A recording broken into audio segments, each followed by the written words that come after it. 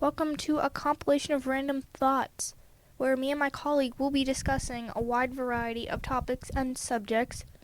Listener discretion is advised, as we will be talking about some subjects that might be sensitive to some listeners.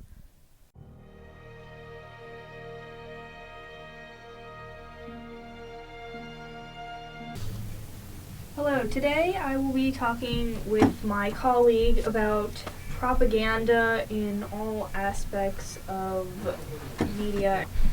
How do you feel about propaganda and how it affected World War II and Vietnam, Afghanistan? So, propaganda really affected those in one civil category.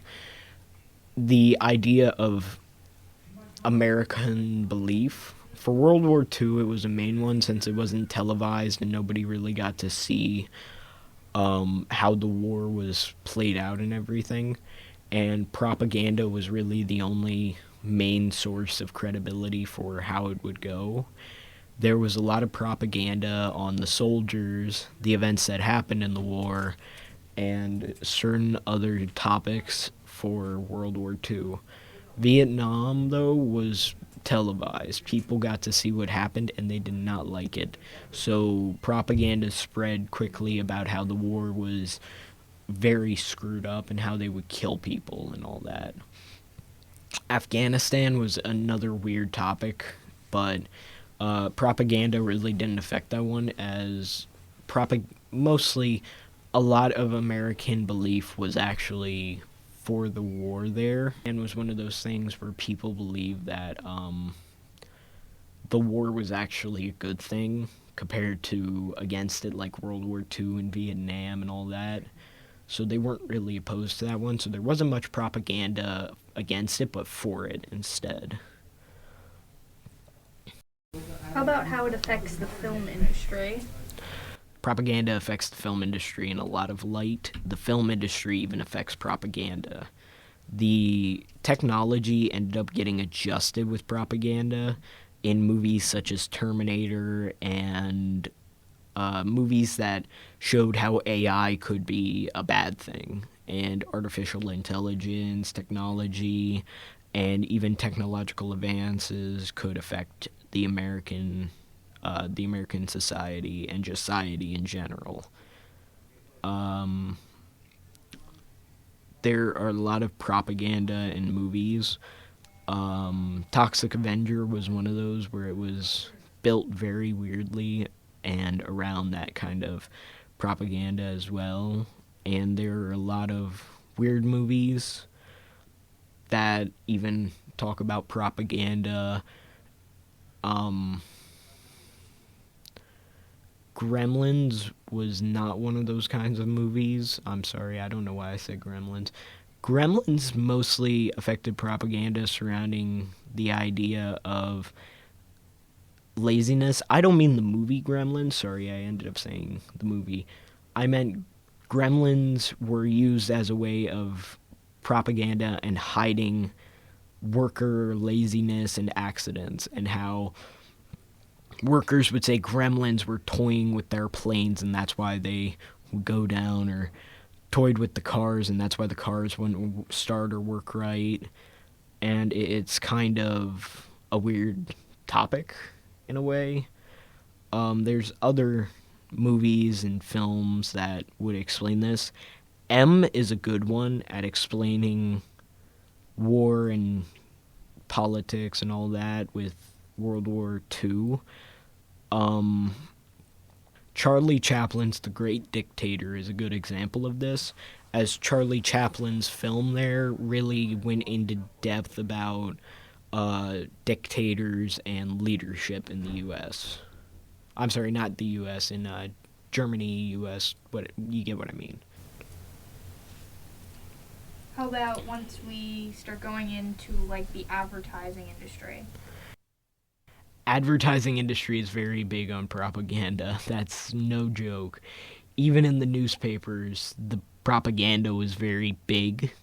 They would use propaganda to actually spread their own beliefs and even spread their characters.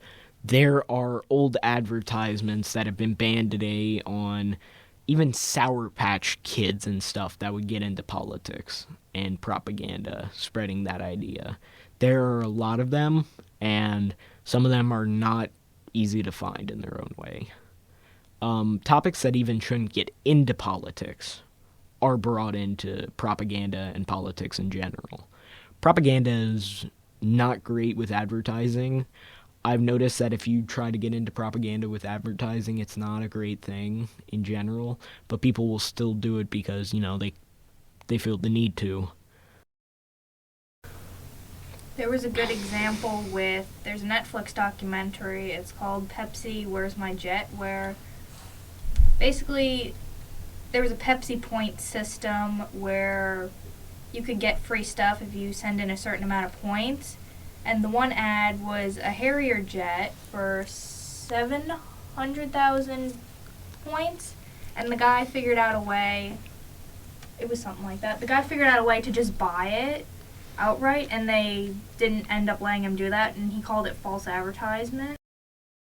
The reason behind that was they didn't have the jet, they didn't have the money to get the jet. There was another one, I think it was for Pepsi, where they had a little ad on a number system similar to the lottery where they would give money to people for opening certain bottle caps. I can't remember if it was Pepsi or Sprite, one of them. I think it was Pepsi, and I think it was somewhere in South America.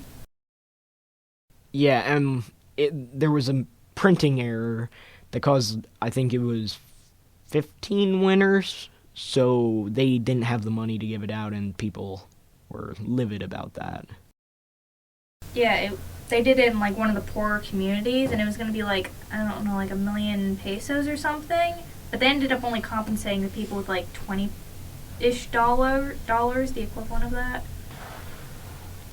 But actually, so when they had this lawsuit going through, because they ended up suing them, the guy that they found to do like the investigating, he actually found out about, to your point, what happened in South America, and they made some propaganda ads. Like the one was showing like, they made like a fake Molotov cocktail with a Pepsi bottle. There were two other ones, I can't remember what they were. I don't think they ever ended up publishing those because the person funding this lawsuit was like, no, we're not doing that. How about on video games? Because that ties into the media. Video games get used a lot for this topic, actually. Video games are used to not only spread propaganda, but are an effective propaganda. There's a lot of propaganda supporting and going against video games because they believe they're corrupting children and all that. Video games are affecting propaganda by spreading false things because people are going to believe a video game over what actually happened because some people don't know better. Video games even spread propaganda through gameplay and all that. Wolfenstein is basically what if I can't completely remember what it was. I can't remember if it was during the events of World War II or if the Nazi Party had won World War II. Even the DC Universe got into what if Nazis won World War II in one of their many, many multiverses. Even superhero comics get into World War II with that. And video games are a big spread of propaganda on war and politics and multiple different accounts. Yeah, one of the first, I guess it would technically be considered propaganda, Captain America. They used him, and then we got into World War II. Like, literally the first issue was him punching Hitler. The U.S. even gets into propaganda. Uncle Sam, and then there's, I think it was Uncle Ho for Ho Chi Minh. I can't completely remember. Movies, again, back to the topic of movies. Full Metal Jacket even used that. They literally had a line where the guys are on the training field and they say Ho Chi Minh's a son of a word I'm not going to say. It's actually not very good. M is a German film that was created by a Jewish producer. You can see why it wasn't televised really at all, and not a lot of copies were sold. It was about a child murderer that was getting hunted down in Berlin, if I remember the location right. It actually had a really deep, in-depth scene of the mind of a serial killer, and that's propaganda on the serial killer, and people believed it was about the Nazi Party. Even Bambi goes into that topic. Really? Yeah. Explain that a little farther. Jewish writer wrote about Bambi being a survivor of a tragedy, and then, Bambi got stronger. People believed it was the idea that when Jews survived the Nazi Party, they came back stronger. It's weird, actually. How about getting into the kind of brainwashing with propaganda with kids? Propaganda with kids is actually a very, very funny and weird topic, where even modern-day YouTubers and TikTokers and all that, yeah, I said that, I know, I'm cringe, uses